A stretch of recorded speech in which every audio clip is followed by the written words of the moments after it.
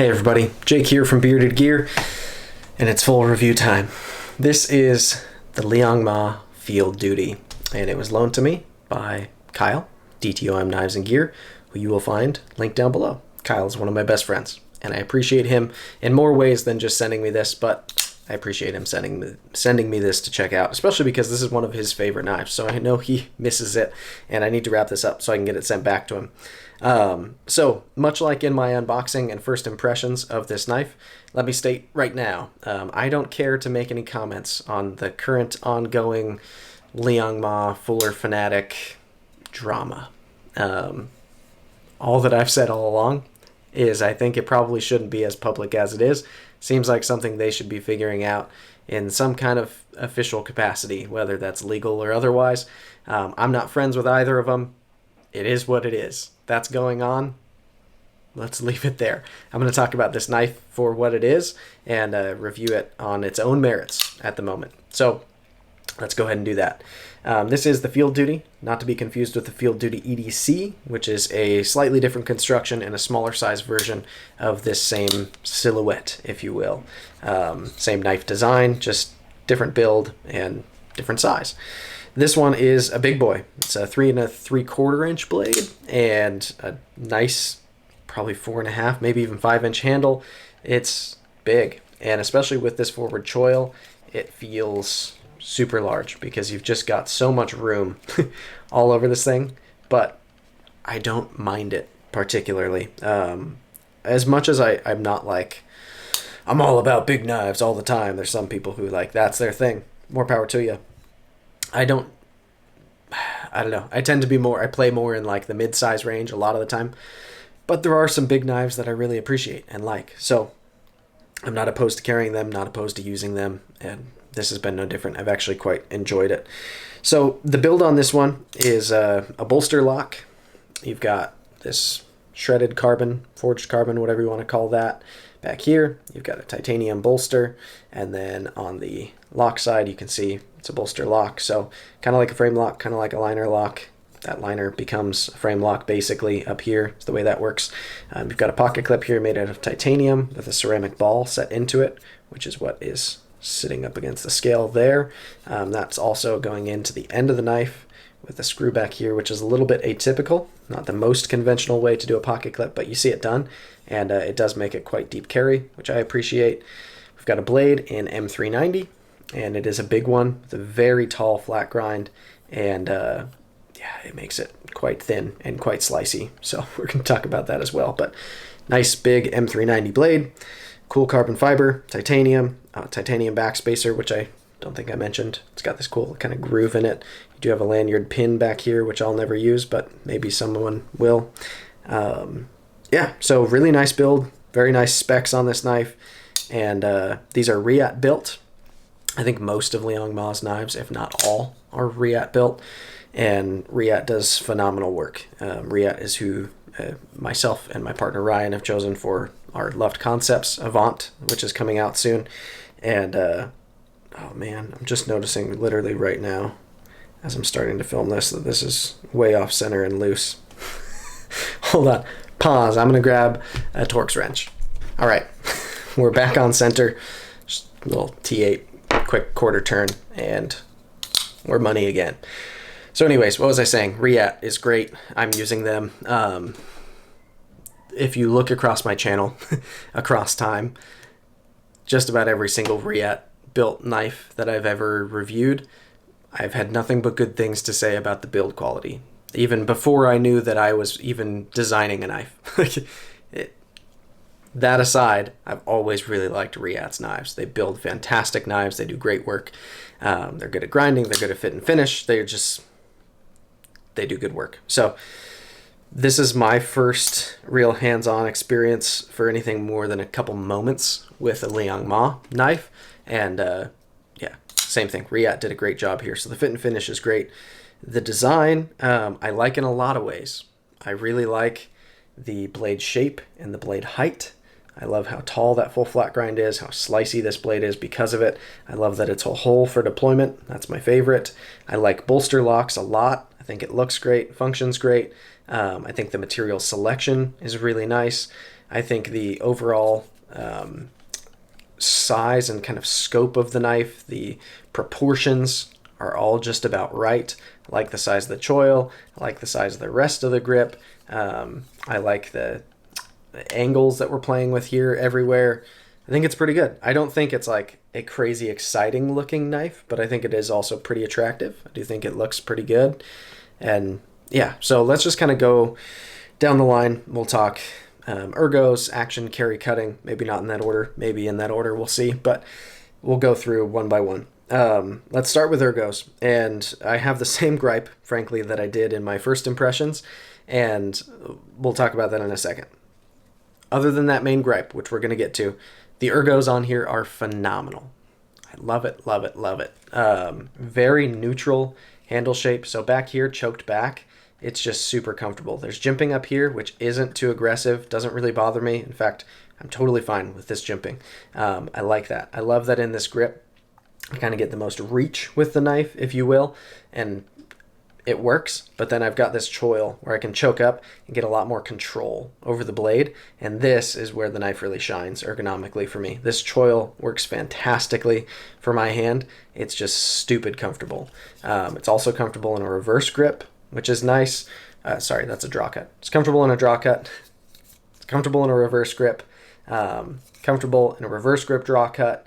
And yeah, any grip that I put this in, hammer, saber, draw cut, reverse, it's all comfortable, which is really, really nice. And I feel like I get a good controlled sense of this blade. It's not just comfortable in the hand, but it's like these ergos work for the knife. Now the gripe, this is going to come into ergos and into carry. So let's segue between the two with that, I'll say. Ergos are good other than this thing, and this is also what's wrong with carry. This section right back here, this spot on the carbon fiber where it's jimped, is, first of all, I think absolutely pointless jimping. I don't know why that's there. Second of all, in my opinion, this is a mistake. I feel like this should not have been done the way it was done. The edges of these teeth on the carbon fiber and the outer rim of it are really sharp.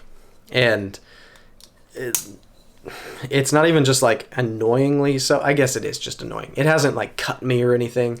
But for me, the way that I work with pocket space, this being this size is a primary folder. That means the only place I'm going to carry this is in my front right pocket, which every time I've carried it has been where it's gone.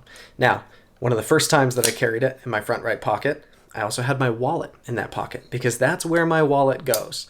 I keep my phone in my front left pocket because I'm actually left-handed for a lot of things, my phone being one of them. So phone goes front left, knife goes front right, wallet goes front right. I carry a slim front pocket bifold. It has no problem fitting in a pocket with my knife. For any of the knives that I ever carry in any of my pants, I've never had an issue. It doesn't mess with the knife in the pocket. It's also just soft leather. It's a Redeemed Creations Co. front pocket bifold. Awesome wallet. Now, when this is the knife that's in my pocket, the one thing that is the worst about it is that because this is so sharp, if I have my wallet in that pocket, which is the case unless I have my fanny pack on me, which I've done every other time I've carried this because it bothered me so much, if I need to reach in to get to my wallet, this is just so unnecessarily sharp in the most annoying way. And it's right where I have to brush my hand up against it. And it's just like little saw teeth just trying to get my skin. Why? I don't know. I think that's an absolute short sight in design, and I don't like it. I think that should have just been rounded off. Could have just omitted the jimping altogether, and it would have been fine. Everywhere else, this carbon fiber is chamfered, except for the butt end of the knife, where that jimping is. And I guess in a reverse grip, it's meant to just give you this patch to grab onto with your thumb, right? So you got this good reverse grip. I don't find that I need that. I'd rather just wrap my thumb all the way up over the top. That's the way I like to go in a reverse grip. And this butt end of the knife is frankly pretty fantastic for that without this jimping. I don't need it there. And if you're gonna put it there, don't make the edges so sharp that it sucks to reach into your pocket. This knife has a pocket clip on it. It's designed to go in your pocket. The pocket that most people are ever going to put this knife into is their front right pocket. And a lot of people put other things in their pockets too. So it's a thing. People are going to reach in the pocket past the knife. I don't get how that was looked over, or I don't know. When I talked about that in my first impressions, of course, in the comment section, there were a few real tough alphas who had to come in and, oh, that's because you got pansy hands. Like, shut up. I have no patience for it. It's not that my hands are too soft and I had just lotioned them. Like, stop it. I have normal hands. I wear medium gloves, but I fill them out real well. I don't have like issues with sensitivity in my palms. It's that this was designed poorly. And you can say, oh, that's your opinion. Sure. This is my opinion in my review. I think that's terrible. It really, really bugs me. And the fact that people would stick up for a sharp corner on a knife right where you're designed to reach past it. And I don't know. I don't know if you just love Liong Mah so much or whatever. I've got nothing against the guy, but that's bad design in my opinion. Sure. Go ahead and make all the pansy hands jokes you want.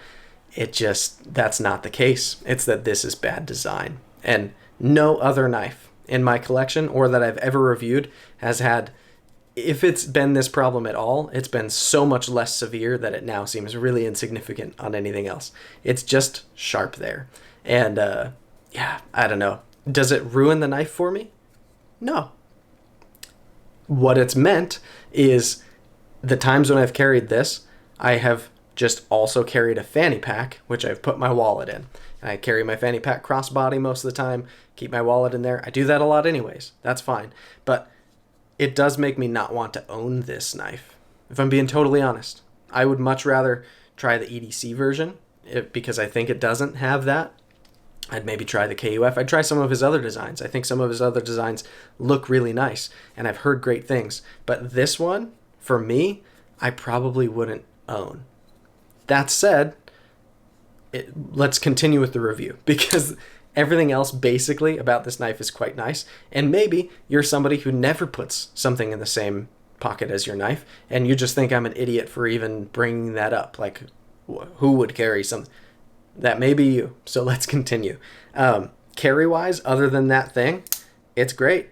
For such a large knife, it feels fairly lightweight to me in terms of how like just thin it is, and it just doesn't feel chunky or heavy.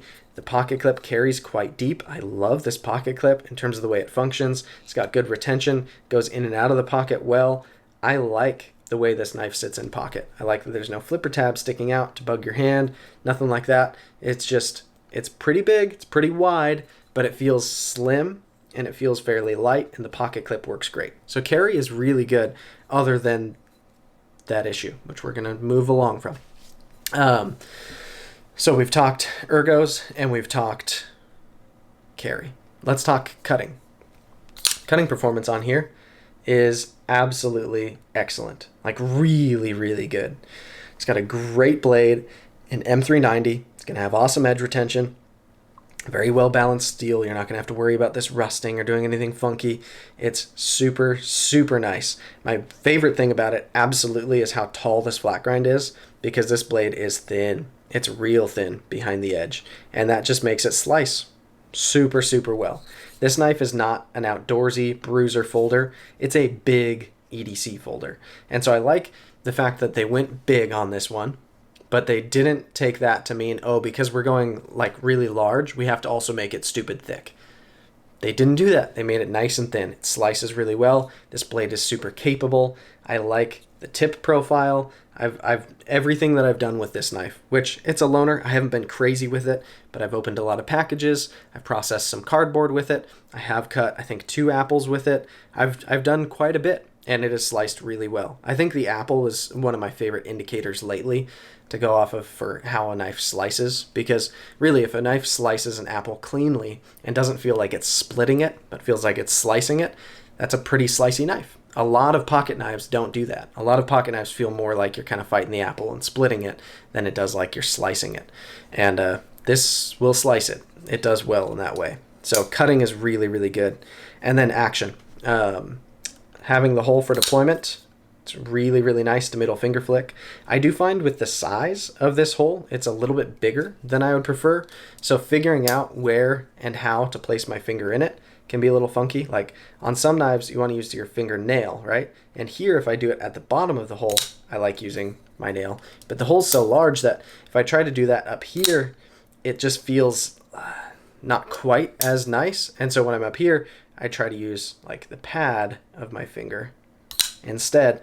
But like, I don't have issues typically with deploying it. It's just been interesting to figure out, like, based on where I'm placing my finger, what part of my middle finger I use to flick it. But it all works. And then you've also got the option to thumb flick it, because you've got the hole obviously passes through both sides, so you can do that as well. In terms of closing this knife, big blade, plenty of weight in it, and it's Reat on bearings, so goodness does it drop. Yeah, it's just super smooth, kind of a controlled fall. It's not just pinging everywhere. It just goes down, detent slurps it in, and it feels really, really nice. It's a super well dialed action. So yeah, ultimately, ergos are very good. Carry is very good, except for that one thing that kind of ruins it for me. The action is really good. Cutting is really good. This is a really good knife in just about every single way, except for that one thing that really, frankly, bothers me a lot. And it's totally fair, 100% fair, if that same feature wouldn't bother you at all. Like, a lot of people, I'm sure, are like, I would never put something in the same pocket as my knife. And for me, I wouldn't put pretty much any other object other than my soft leather wallet that is designed to go in the front pocket as well, because that's where it makes sense for me to put it. And all of my other knives don't present an issue at doing that. So the fact that this one does, I think it's fair that it irks me, because it's also something that would be so easy to fix. I want to say also one guy commented, I don't know if it was on the video or privately to me, that he like took some sandpaper or a Dremel to these edges and softened them on his. And yeah, you could do that, sure. Am I going to spend the money to buy one of these and take a Dremel to it? Nope. I don't have interest in doing that. But it can be done, so that's a thing. So yeah, really that's my one nitpick. And I might seem like I'm being a little harsh on that one thing. It just actually bothers me. I consider it being open in the moment, but it's fair if it doesn't bother you. This is one of Kyle's favorite knives, and I totally get why. I think also in like the large EDC folder realm, this has stuck out to me as being really, really good. I wish it didn't have that issue, because then I frankly probably would be pretty compelled to have this one in my collection for the times when I feel like I want to carry something really big, but I don't want it to be like the 80-20, where it's big, but it's also like thick bruiser, like outdoorsy big. This is not outdoorsy at all. This is classy, kind of gentlemanly folder-ish. That's a good way to describe it. Gentlemanly folder-ish. You know what I'm saying. It's classy, and it's also huge, which is kind of cool. But anyway, I guess that's it for me. That's my full review. I'm not going to get one of these because that stupid hump on the back that's sharp makes me not like it. It's my pansy hands. Sue me. Anyways, that'll be it, guys. Thanks again to Kyle for loaning it to me. I'll link to his channel down below. Check him out if you haven't before, and we'll see you on the next one.